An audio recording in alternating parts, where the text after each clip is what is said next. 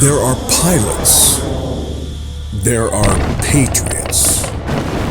There are political statesmen. Why some say the moon. And there are pioneers in moon. space exploration. Not because they are easy, But how many times in but history because they are hard. have they all been the very same person?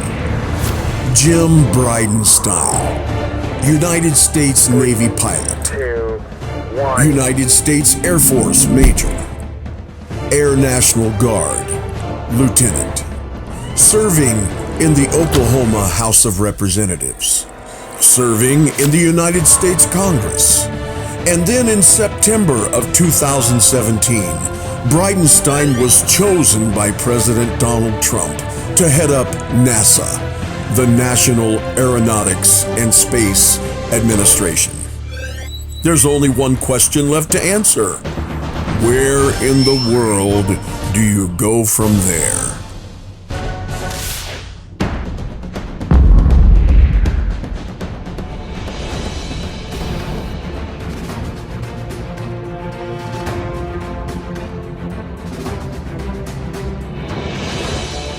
So just to be clear, I am a kid from Tulsa, Oklahoma. I went to Jenks High School.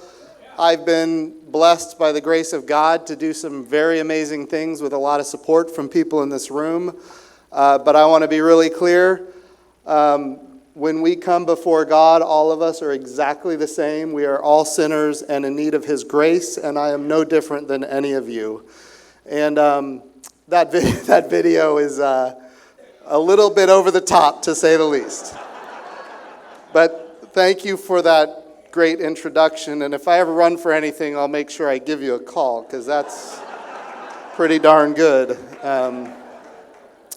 So I was asked to come and talk about some of my experiences. I get a lot of questions about NASA. I get a lot of questions about the Space Force. Some of you have heard me talk about various things related to those activities. I will tell you, when I was in the House of Representatives, I was part of a small group of folks that initiated what eventually became the Space Force. At the time, we were calling it the Space Corps. I was on the Armed Services Committee, Subcommittee on Strategic Forces. We created a separate military force that would be focused on space. We called it the Space Corps because it would report to the Secretary of the Air Force, just as the Marine Corps reports to the Secretary of the Navy. And so we called it the Space Corps, like the Marine Corps. Ultimately, the bill that got signed into law is, in fact, that same model. We just call it the Space Force instead of the Space Corps. I want to be really clear. When we passed that bill for the first time in the House of Representatives, that bill got 344 bipartisan votes.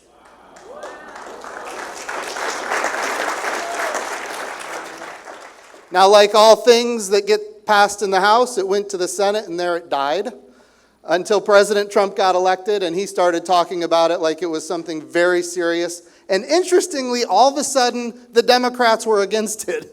Don't know how that works. But I also remember watching on TV as these late night, comedians were making fun of the Space Force and how we're going to attack Mars and all this stuff. This is ridiculous. I'm going to talk to you for a second about how important space is to our country and to our national security. When we think about how we do communications, a lot of people in this room, you might have DirecTV, Dish Network, internet broadband from space. These are all space-based communication tools. The way we communicate, the way we navigate, with GPS, the way we produce food, the way we produce energy, the way we do disaster relief, the way we predict weather, the way we understand climate, the way we do national security and defense, over-the-horizon communications for, when we were flying in Iraq, for example, we were taking high-resolution motion picture imagery and we were zapping it all over the world instantaneously using satellite communication capabilities developed by the Department of Defense. Space is critical to our country. Now, here's what's even more important. We think about the banking system in this country. Every banking transaction in this country is dependent on a timing signal from GPS. We think about the power grid in this country, the power grid. You got to regulate the flows of electricity on the power grid. It is dependent on a timing signal from GPS. We think about terrestrial wireless networks, our cell phones, dependent on a timing signal from GPS. Friends, if we lose space, we lose the banking system, we lose the power grid, we lose terrestrial wireless networks. This is an existential threat to our very nation in a way that most of us don't think about every day, but every day we, as individuals, going through our lives, we are using space. And a lot of people don't think about that, but you know who does? Well, all of the competitors and adversaries of the United States know that we are dependent on space. That's why they are developing capability to launch direct ascent to anti-satellite missiles, co-orbital anti-satellite satellites. They're developing technology that can be rapidly proliferated, like jamming and spoofing and dazzling and hacking. These are things that are happening right now because people know that our nation, because we are so technologically advanced and because space historically has been a sanctuary, they now know that we are dependent on space. This is why it was so important for us to establish a separate military service that was focused on fighting and winning wars in space. The enemies of this country must understand that they will never get an advantage over us by destroying space. And that's what the Space Force is all about. Now, I didn't run the Space Force. I got to work on it when I was in the House of Representatives, and of course, as the NASA administrator, I had a great relationship with the Secretary of the Air Force and the Chief of Space Operations. But I will also say that NASA is not part of the Department of Defense, which a lot of people think that it is. NASA is designed intentionally by Eisenhower to be separate from the Department of Defense. It is a tool of diplomacy. It's a tool of discovery, science, research. This is the purpose of NASA, not fighting and winning wars. But every agency within the federal government needs to look at how do we use this particular agency, any agency, to maximize our comprehensive national power. And to do that, when we go through joint professional military education in the military, we talk about what's called the DIME theory of national power. DIME is an acronym. It stands for diplomatic power, information power, military power, and economic power. When we think about NASA, that tool of diplomacy is very robust. Diplomatic power. We think about the International Space Station, for example, which has had American astronauts on board for now more than 21 years. The International Space Station is run by 15 different countries. And it's had astronauts from 19 different countries. It might be 20 now, I'm not 100% sure. But it's a lot. And we've had experiments on the International Space Station from 103 different countries. That is a tool of diplomatic power. Half the International Space Station is actually run by Russia, which has been a strain as of late. But if we go back to the Apollo-Soyuz program of the early 1970s, in the height of the Cold War, we had the Apollo-Soyuz program where you had the United States and the Soviet Union in this great power competition collaborate on exploration of microgravity in low Earth orbit, which is what the whole Apollo-Soyuz program is all about. This is exactly why NASA was set apart from the Department of Defense to be that tool of diplomacy to create opportunities to preserve peace instead of wage war. So that is the tool of diplomacy. Now, I'm going to leave that on the table for just a second. The next letter in DIME is information power. When we think about information power, I'm going to come back to that here in a second, but when I was the head of NASA, we landed a rover, or not a rover, but a lander on Mars called InSight. When InSight landed on Mars, it was on the cover of every newspaper worldwide. That's an amazing tool of information power. It was on the cover of a newspaper in Tehran, and the subtitle of the newspaper, it said the hardline newspaper of the Islamic Revolutionary Guard Corps. I don't know if you know much about them, but they don't say nice stuff about the United States. Interestingly, in this article, it talked about this astonishing achievement of landing on Mars for the 8th time in human history. And the last paragraph in the article talked about all of the international partners that were with us. So there are young people in Tehran learning about this stunning achievement done by the United States and our international partners. That's a great tool of information power. I'm going to come back to that in just a few minutes when I talk about the history of the Apollo program and our astronauts and how they used their moment in time to share a message with the entire world. So that's the information power. On the military side, NASA doesn't play in the military. Obviously, rockets and these kind of technologies have dual use capabilities, but NASA is not an agency of the Department of Defense. We've got other agencies that do that sort of thing. Finally, the E in DIME is for economic power. And this is what I was talking about earlier, the way we navigate and communicate and produce food and energy and do disaster relief and predict weather. All of these things are tools of what is the greatest economy in the history of the world. And right now we are starting to discover something that is astonishing, which is the value of microgravity.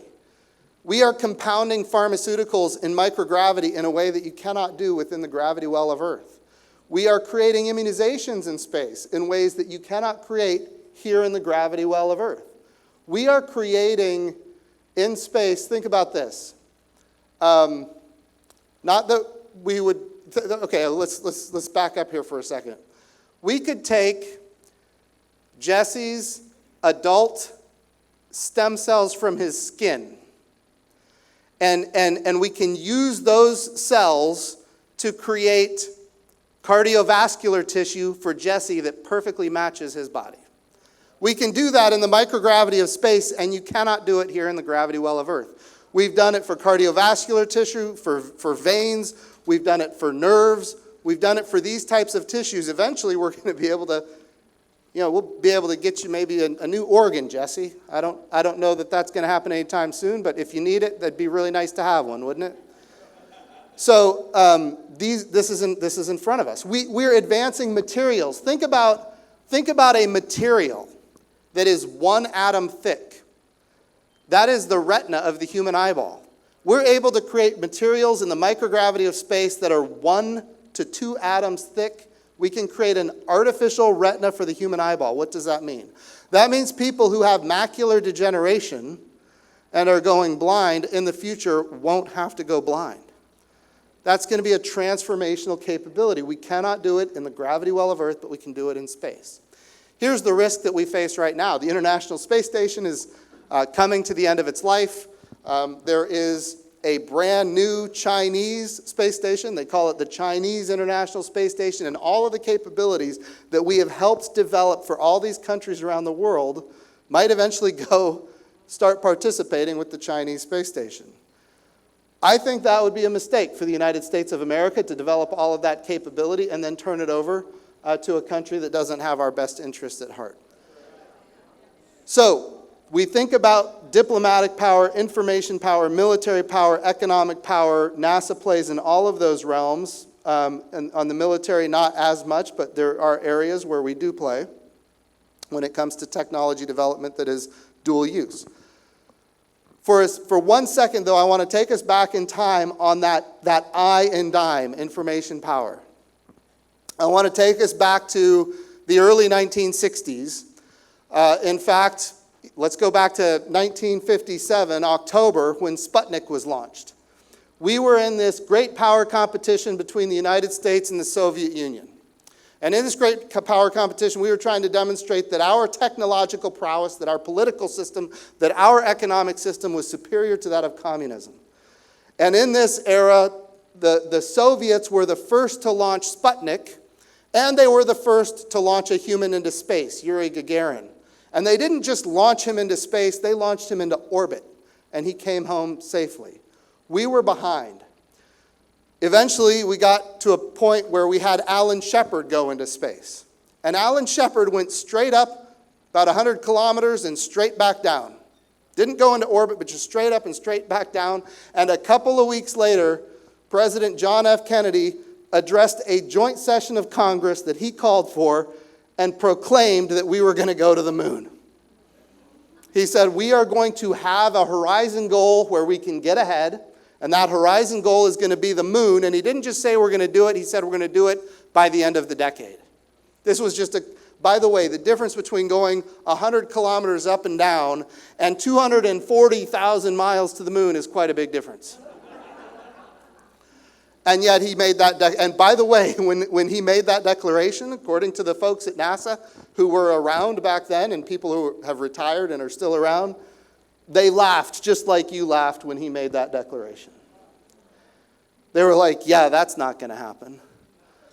But the United States of America put its best effort forward, and we came to a day where we had this mission called Apollo 6, which was the first test of the Saturn V rocket that was going to take our astronauts to the moon. Now on Apollo 6, we're talking about April of 1968. Remember, we're going to have our astronauts on the surface of the moon by the end of the decade and bring them back home safely. April 1968, by the way, we go back and even before that, in February 1967, we had Apollo 1, which resulted in a fire, and we lost Roger Chaffee, Ed White, and Gus Grissom. Some of you remember that. It was before my time, but I've read the books. That was a major setback, and yet the United States of America in this program, which at the time was not tremendously popular, in fact it was more unpopular than it was popular because we were spending so much money and people were saying, why are we going to the moon? And in spite of that, we continued to move forward, and here we are in April of 1968. Apollo 6 is about to test the first Saturn V rocket, and they launch off the pad, and the rocket does something called pogo. It starts vibrating so bad that parts of the rocket fell off. And the whole world is watching this. And of course, we are putting this forward as our demonstration to the world that our political and economic system is superior, and our rocket is pogoing. Parts of the rocket fall off. The second stage of the rocket, 2 of the 5 engines don't even ignite. The upper stage, the command and service module, which has a single engine that has to be reignited dozens of times to get to the moon, to circularize the orbit around the moon, to come back from the moon. That single engine in the command and service module on Apollo 6 failed to reignite even once, let alone dozens of times. And because they never achieved 2 of the 5 engines on stage 2 and that command and service module engine didn't work, at the end of the day, we were never able to test the heat shield that had to be tested at a re-entry velocity of 35,000 miles per hour, which it never got to, so we were never able to test the heat shield. Apollo 6 was an utter failure. Now, we never advertised that to the world, but it was not a bright day at NASA. The next day, we got intelligence that said that the Soviet Union was going to be in orbit around the moon by the end of the year, by the end of 1968. So here we are in April, and we're learning that by the end of the year, the Soviets will have beat us to the moon. NASA redoubled its efforts and said, we can do this. We eliminated the lunar module. Some of you remember the movie. I remember the movie Apollo 13. Some of you actually remember Apollo 13. Remember in Apollo 13 when they had the problem with the command and service module? It was the lunar module that was their lifeboat. Do you remember that? Well, here we are in April of 1968. The lunar module is not ready. And so NASA says we're going to get rid of the lunar module and we're going to go to the moon with only the command and service module with that single engine that failed to reignite even once on Apollo 6. And by the way, we're going to do that before the end of the year. So we don't have communication networks. We don't have the Johnson Space Center. Is under development at this time. Trajectories, avionics, orbital orbital physics, all of these things are still being worked out, and yet NASA is declaring we're going to be around the moon by the end of the year. And oh, by the way, when this decision is made in 1968, it puts our astronauts in orbit around the moon on Apollo 8 on Christmas Eve. Which means, if there's a failure, the whole world is going to see and know about it, and it's going to happen on Christmas Eve. Can you imagine the devastation from that? And yet the United States says we're going to do this. Now I'm going to fast forward. Everything that needed to get done in those next 8 months got done. And our astronauts went into orbit around the moon in December of 1968. There you go. I heard somebody just say it. Here is what they decided to share with the world. Remember, the whole world is watching. Christmas Eve, 1968. 1 out of 4 people on the planet either heard or saw this broadcast live, including tens of thousands of people behind the Iron Curtain. It started with Bill Anders. He keyed the mic. Apollo 8, 1968, Christmas Eve. He says, "We are now approaching lunar sunrise, and for all the people back on Earth, the crew of Apollo 8 has a message that we would like to send to you." By the way, he wasn't talking to all the people back on Earth. He was talking to all the people back on Earth and all the people yet to come back on Earth, because this is recorded for all of history. December 1968. The crew of Apollo 8 has a message that we would like to send to you. "In the beginning, God created the heaven and the earth. And the earth was without form and void, and darkness was upon the face of the deep. And the Spirit of God moved upon the face of the waters. And God said, 'Let there be light.' And there was light. And God saw the light, that it was good. And God divided the light from the darkness." And then Bill Anders unkeyed the mic. Jim Lovell keyed the mic. A lot of you know Jim Lovell from Apollo 13. Some of us know him as Tom Hanks. Jim Lovell keyed the mic, and he said, "And God called the light day, and the darkness he called night. And the evening and the morning were the first day.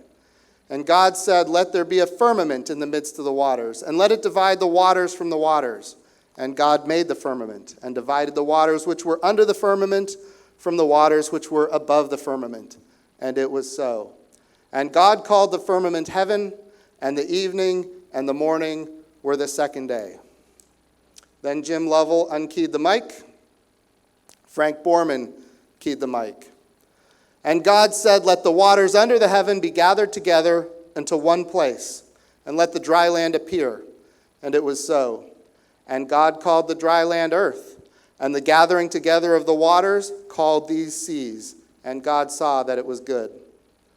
Frank Borman closed with, "And from the crew of Apollo 8, we close with good night, good luck, a Merry Christmas, and God bless all of you on the good earth." That message was sent to 1 out of 4 people who were either listening or watching live. And by the way, pretty much everybody on the planet eventually heard of it in that era. So you had a moment in time where the whole world was watching the most stunning achievement that had been done to that date. And they decided that what they're going to do is they're going to read from the book of Genesis on Christmas Eve and wish everybody a Merry Christmas.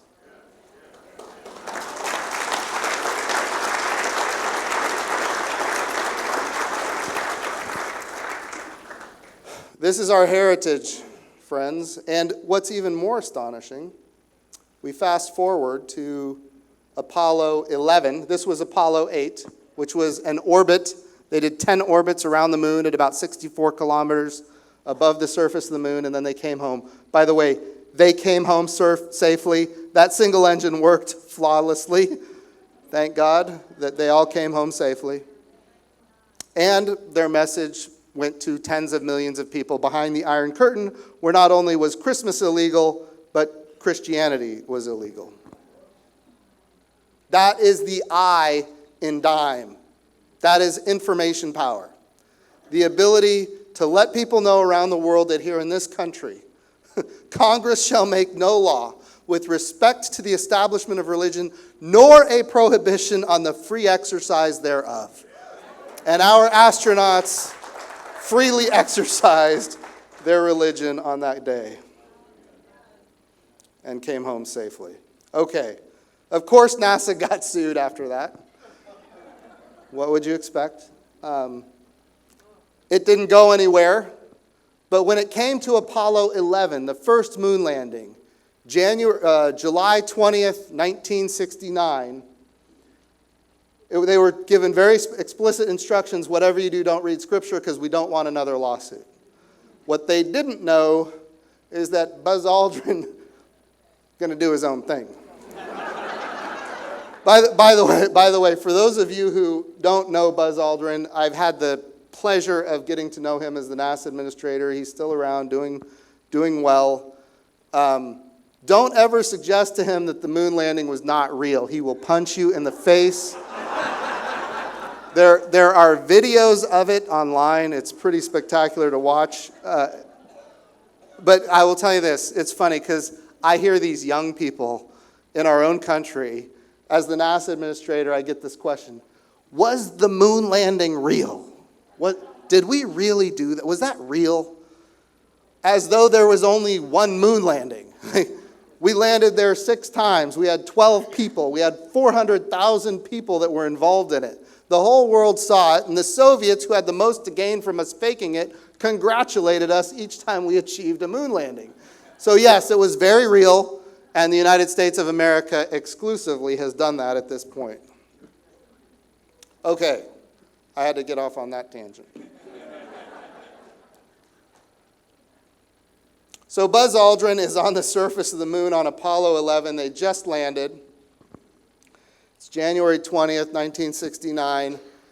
What the direction they have from NASA when you land on the moon in January or in July of 1969, the direction that they had was, as soon as you land, you're going to take 4 hours and you're going to go to sleep. You're going to take a nap for 4 hours on the surface of the moon after you just landed there for the first time in human history and everybody on the planet is watching you. So you can imagine they didn't sleep. But what Buzz Aldrin did is he himself keyed the mic while he was sitting there on the moon. And this is what he said. He said, "Houston, this is Eagle. This is the LM pilot." That's the lunar module that just went down and landed on the surface of the moon. This is the LM pilot. That's Buzz Aldrin. He said, "I would like to take this opportunity to ask every person listening in, whoever and wherever they may be, to pause for a moment and contemplate the events of the past few hours and to give thanks in his or her own way." Then he unkeyed the mic. So he was doing what NASA had told him to do. But on the intercommunication system, which is recorded for all of human history, he decided to read from John 15:5. He said, which says, quote, "As Jesus said, I am the vine, you are the branches. Whoever remains in me and I in him will bear much fruit. For you can do nothing without me."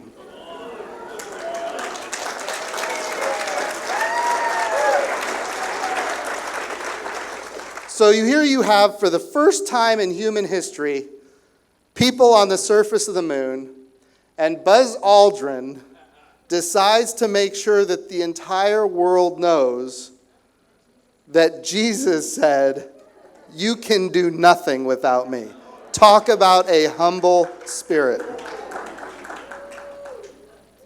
So, interestingly, after that, he took Holy Communion. People talk about, who was the first one to walk on the moon? Yes, it was Neil Armstrong, and we all love Neil Armstrong. Buzz Aldrin was the first one to take Holy Communion on the surface of the moon.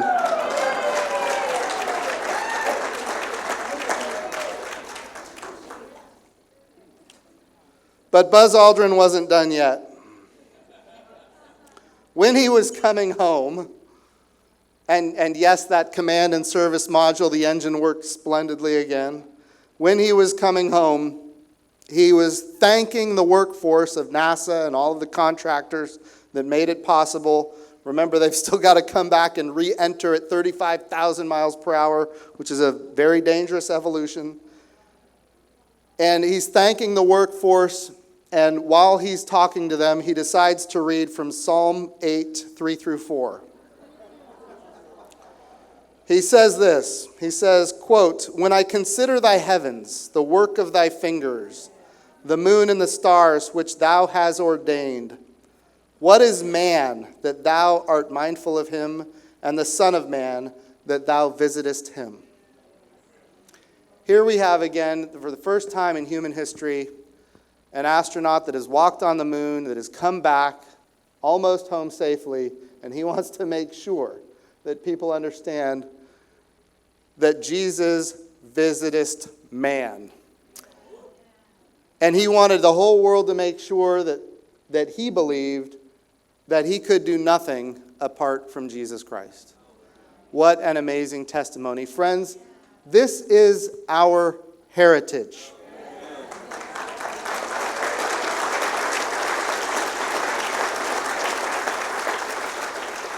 And when it comes to our country, yes, I know we've had challenges and will continue to have challenges, but we have so much to be proud of in this country, even now when times seem so much, we see so much challenges. So with that, I just want to say thank you for having me. Jesse, I'm sure my 30 minutes are well over, and it's great to be here. So thank you all so much.